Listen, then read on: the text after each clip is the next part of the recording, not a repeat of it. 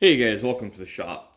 Today we're talking about what's going to turn into a relatively large machining project. I have to make a new, what's called an action bar cover for this Remington Model 141. Now, this is a little bit easier, dare I say, than the earlier models because of the profile of the cover. Looking at it, there's supposed to be a tab here that's bent up that is held in place by this screw on the rifle. Excuse me. I'm on the tail end of a wicked head cold, so sorry for sounding like I'm underwater and sneezing.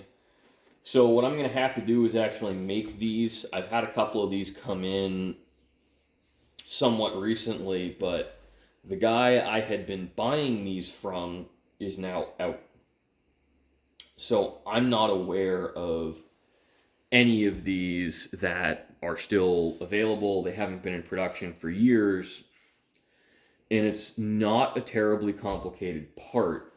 So I don't have it here yet, but I've ordered a 7/8 inch end mill. If I were going to form these perfectly, you would actually want to use a 2732 end mill based on the radius of it. But I'm going to have a 30 thousandths difference in my diameter, so I'll be very, very close in profile. And I'm just going to use a 3/4 inch rod. I'll put a block on it and push down from the top to form it. And before you form, you'll cut a slit here and drill. Because if you look here, there's a very sharp corner right here, and that's why these always broke right there. Ironically, that design decision and the way the stock is designed on here, I don't think longevity was really a concern. Um, I'll have to repair the stock while I'm in here as well. And the other thing you run into is this is some original 30 Remington the customer provided for me, which I'm very grateful because this is difficult ammunition to find. Is so close to a 30-30 you can apparently use the same reloading dies actually, and you can use a 30-30 case if you chuck it up on a lathe. You turn the rim off and you just use a little bit of a form tool to get the extractor set up just so. I've never done that, but apparently that is a possibility. Reportedly, you can also use 30-30 load data. I am not an expert on the 30 Remington. I'm using the customer supplied ammunition. Take that advice at your own risk. If you blow yourself up, please don't sue me. Well, you can't sue me. I can't stop you, but you're not going to win a dime because I told you to do it at your own risk. And I would recommend finding period load data, assuming that powder's still in production and it hasn't changed over the years. So we're really running into a bunch of stuff with this. I think that the dies are going to be an interesting project.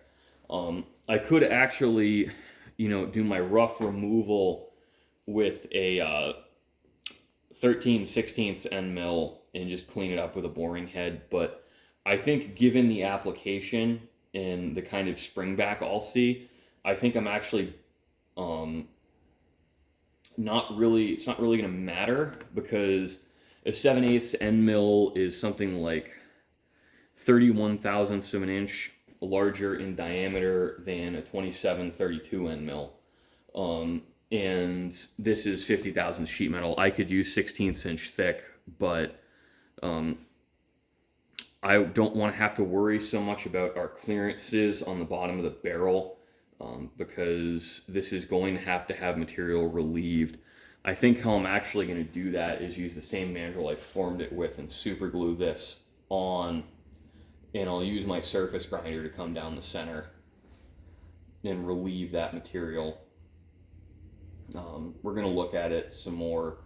I don't know how they did it at the factory. I would assume some kind of round profiled horizontal milling cutter given the age and also the way the striations are coming. I don't think they ground that. It wouldn't make sense. A horizontal milling cutter would do it much faster. And I don't know if this was done before or after these were formed. So interestingly enough, this firearm is fully mechanically functional without that part, but you have a huge area for ingress. And unfortunately, the other thing we're running into here is the followers coming out of the magazine tube. This is a common issue, and these are pretty easy to turn. I don't know if I'll make one out of brass or steel. And as always, the firearm is unloaded on the bench. I think I'm probably going to make it out of steel just because it's a little bit cheaper and it should last longer. Talking to the owner, I don't think this is going to be a high round count gun. I believe it's, as much as anything, a huge novelty. At least it is for me.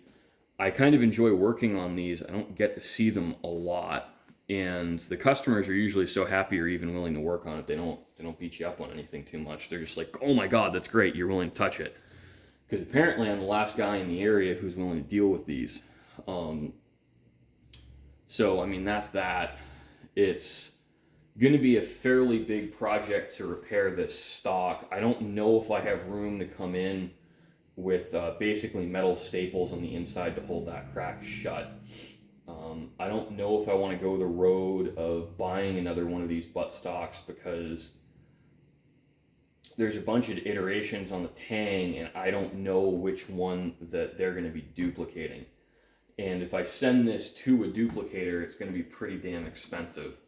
So I'm hoping to avoid that.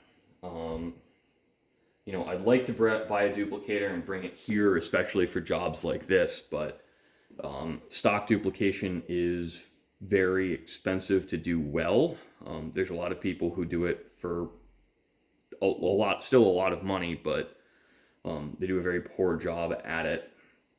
You know, fitting these correctly is a task, because there's so much going on in here and there's so much wood that needs to be relieved inside. I just don't know if it's worth the effort.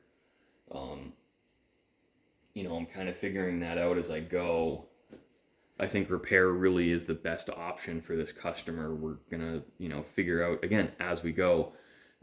Assuming this isn't too terribly oil soaked, if I can get all the oil out, I shouldn't have issues with adhesives bonding. So thanks for watching, guys. I hope you enjoyed. This is definitely an interesting project. It's probably one of the more complex repairs I've taken on, at least on video.